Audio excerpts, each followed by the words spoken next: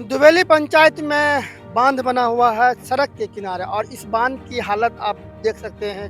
बहुत नया बांध है और इस बांध को देखने से मुझे लगता है कि सभी वर्ग के लोग इस पर हंस सकते हैं और ये बांध ऐसा है और इस तरह का बांध बिहार में ही बन सकता है, क्योंकि यहाँ पर जुगाड़ तंत्र से बांध बनाए कोई भी काम किया जाता है, चाहे बांध बनाना हो या गाड़ी बनाना हो, कोई भी बनता है यहाँ पर जुगाड़ तंत्र से। यह ठेकेदारों के जुगाड़ तंत्र है।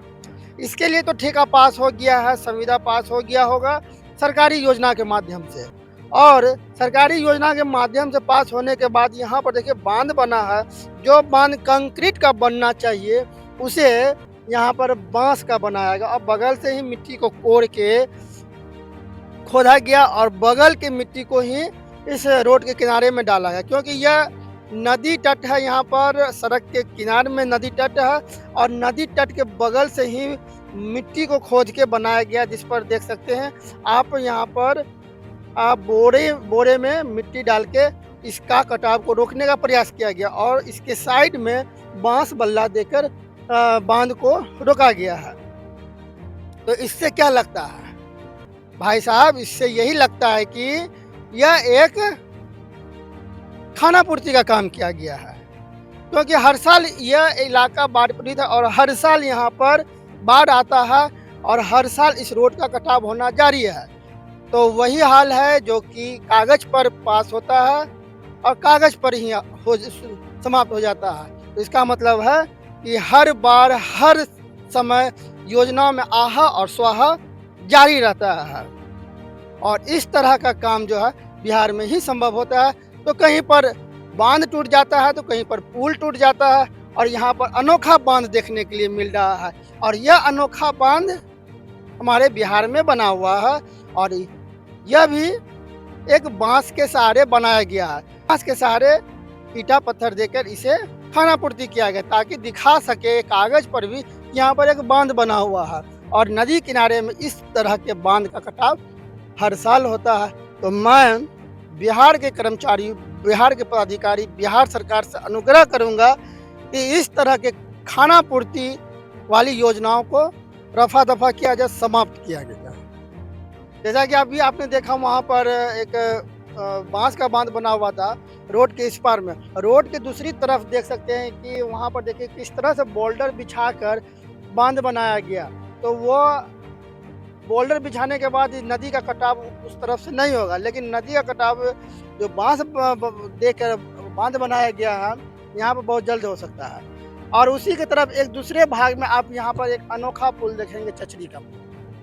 चचरी का पुल आप देख सकते हैं, ये बिहार सरकार की योजना है।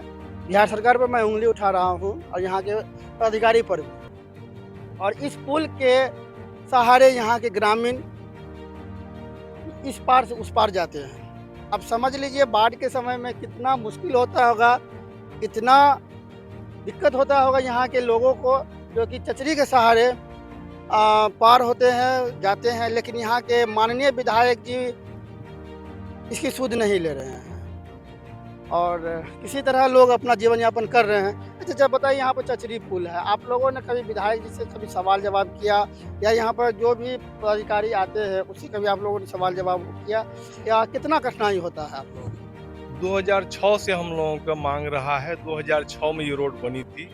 उस समय से हम लोग विधायक जी को कह रहे हैं। पूर्व सांसद संतोष कुमार कुशवाहा जी यहाँ स्थल पर आए थे, उन्होंने भी कहा, आश्वासन दिया था कि मैं इसको बनवा दूंगा, और आज तक नहीं बना और हम लोगों को आने जाने में बड़ी कठिनाई होती है। बल्कि ये कहिए कि हम जो विधानसभा के छोर पर हैं, यहाँ पर 3 विधानसभा का मोड़ है और तीनों विधानसभा के लोगों को 6 किलोमीटर की दूरी को 13-14 किलोमीटर के पाक में जाना पड़ता है। कौन कौन विधानसभा यहाँ पर 22 विधानसभा है, अमोर विधानसभा है और कस्बा विधानसभा। ये जो पुल है ये किस विधानसभा में पड़ रहा है? ये कस्बा विधानसभा में पड़ रहा है, कस्बा विधानसभा। इन विधायक जी की अभी भी सुध नहीं ले रहे हैं, विधायक जी अभी भी यहाँ पर जगह हुए नहीं है। विधायक जी हमेशा से आश्वासन देते आ रहे हैं कि हाँ हो जाएगा, हाँ हो जाएगा, हाँ हो जाएगा, लेकिन आज तक हुआ नहीं। आप लोग अभी इसी चचरी को अपना जीवन का सहारा बना चुके हैं। ये चचरी हम लोगों को ये कहिए कि हम लोगों का हृदय है, और हम लोग अपना चंदा करके और अपना अपना बांस काट करके अपने मजदूरी दे के हम लोग इस चचरी को हर साल बनाते हैं, और इसी से हम लोग जाना आना करते हैं। अच्छा, बाढ़ के समय में आप लोग किस तरह से पार होते हैं? बाढ़ के समय तो बहुत ज़्यादा दिक्कत होता होगा। पूरा पूरा पानी है इसमें, अपना सहारा कोई नाव भी तो नहीं है यहाँ। ऐसे हम लोग हाथ पांव से हिल के निकलते हैं इस पर ऊपर। तो ये तो डूब जाता होगा। पूरा डूब जाता है चचरी, जहाँ भी खड़ा है यहाँ भी पानी रहता है।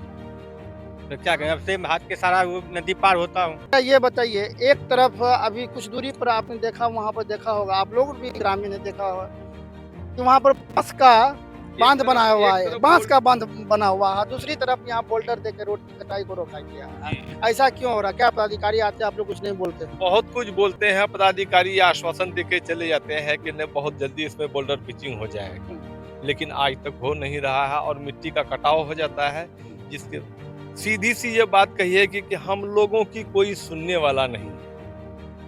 बस एक बात। अच्छा, ये बताइए कि इंजीनियर साहब यहाँ पर पास करते हैं रोड, पुल, बांध, ये कौन सा दिमाग हुआ कि बांस का ही बना दिया? अब क्या करे, वो तो उनका हाथ में, तो वही नहीं करेगा।